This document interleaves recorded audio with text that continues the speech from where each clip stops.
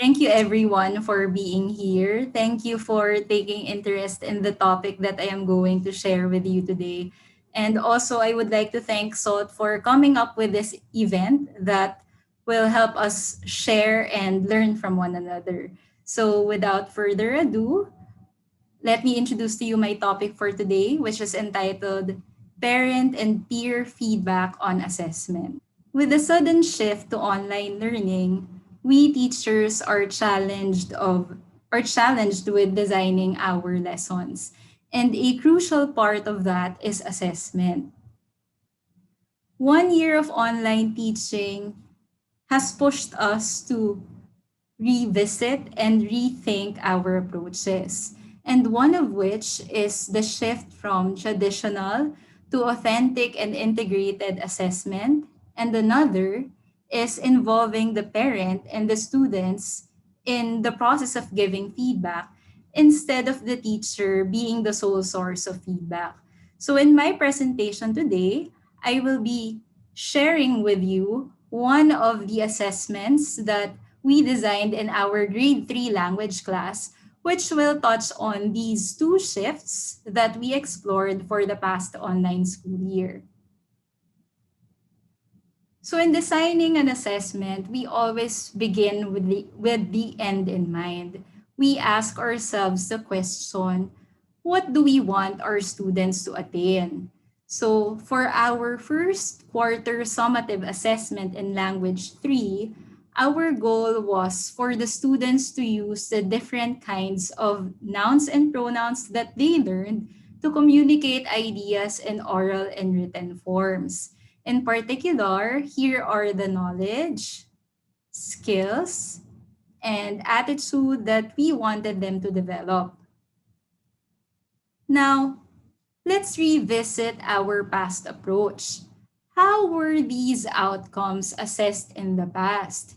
Before, when we had face-to-face teaching and learning, we had a written exam worth 70 points and an oral exam worth 30 points. With the challenging times that we have right now, we have to really rethink, do we really need to give an item heavy assessment? If we give an item heavy assessment, that can create stress that is detrimental to the wellness of the students. So, with that, the language teachers decided to join hands with a reading group.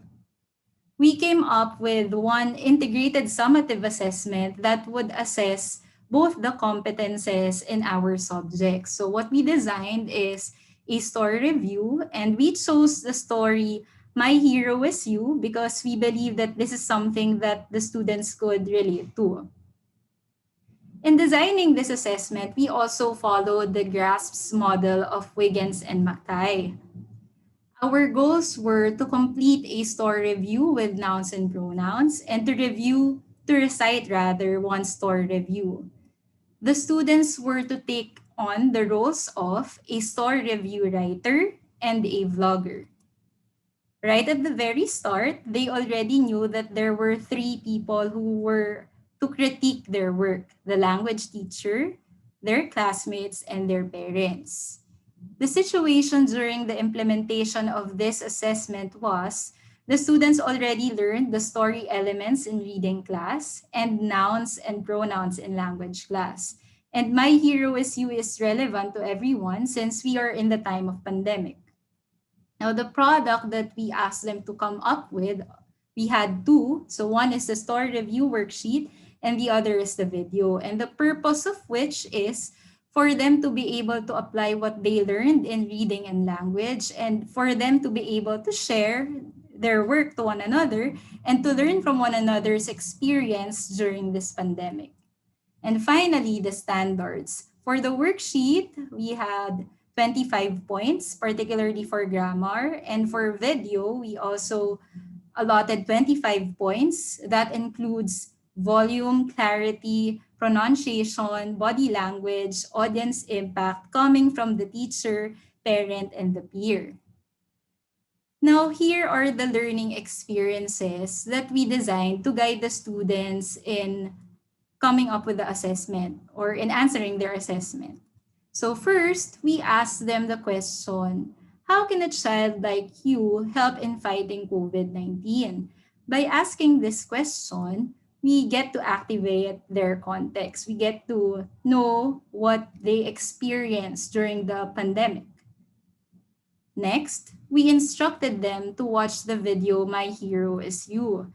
And we asked them the question, do you think the girl in the story has the same ideas as yours? By asking this question, we help them connect to content. And lastly, with their group mates, we ask them to list down and classify the nouns and the pronouns that they learned or that were used in the story. This is just a short assessment or practice rather for the grammar part of the assessment.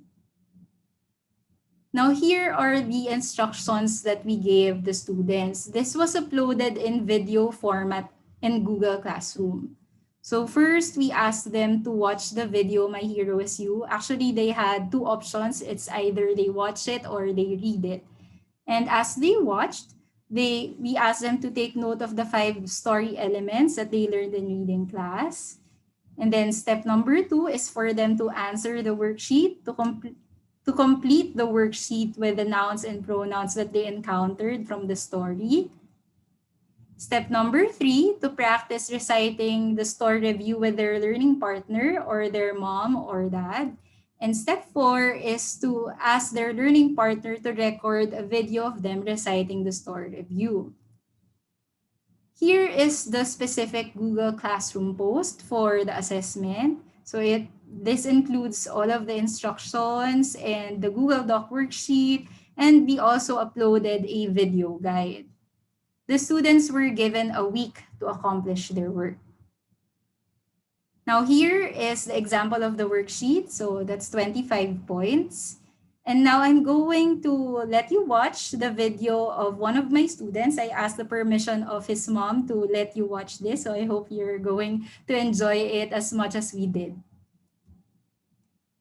Please just give me a thumbs up if you can hear the audio of the video. Thank you.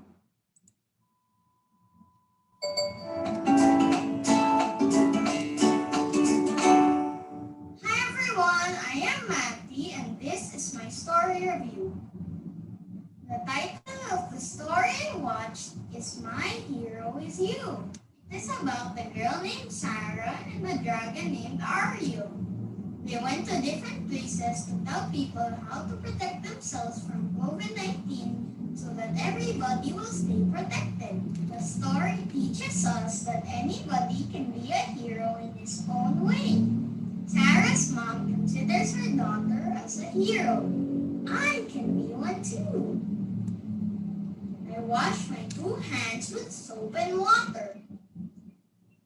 I keep some distance from others. I do these so that nobody else will get sick.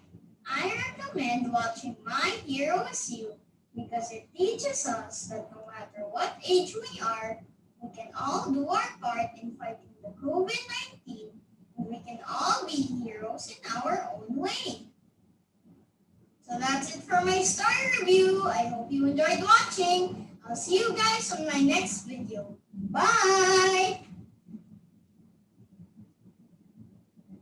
So there, I hope you enjoyed that. So once the videos were all turned into us, we posted this e-invite on the Google Classroom stream to join the parents and the students in giving feedback.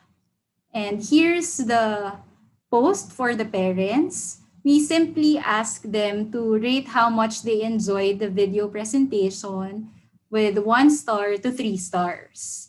The same with the students. So now, maybe you're wondering, why did we ask the parents and the students to join us in giving feedback? So our number one goal or number one reason for inviting them to join us in giving feedback is for motivation. We wanted to make the students more engaged and invested in accomplishing their work. For the parents, it encouraged reflection. It addressed the questions, how's my son's performance, or which areas should we help him improve on. And for the students, it was empowering. It gave them an opportunity to have their voices heard and to listen to each other. Now, since we changed our type of assessment, we also thought of having a learner to teacher feedback, or what we call a self check.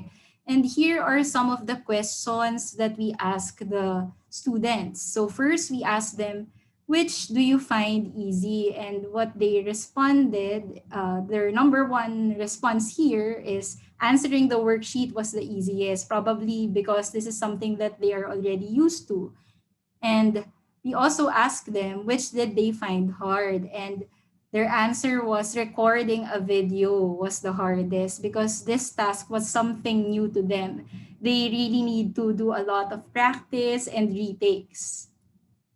Now, here are the things that we learned from our implementation of of this assessment. So first, assessing written and oral skills need not be item heavy. It doesn't have to be 100 points. And then we also learned that we can hit two birds with one stone. Competences from different subjects can be assessed with one task. So let's go integrated so that we can lessen the workload for the students and even for ourselves.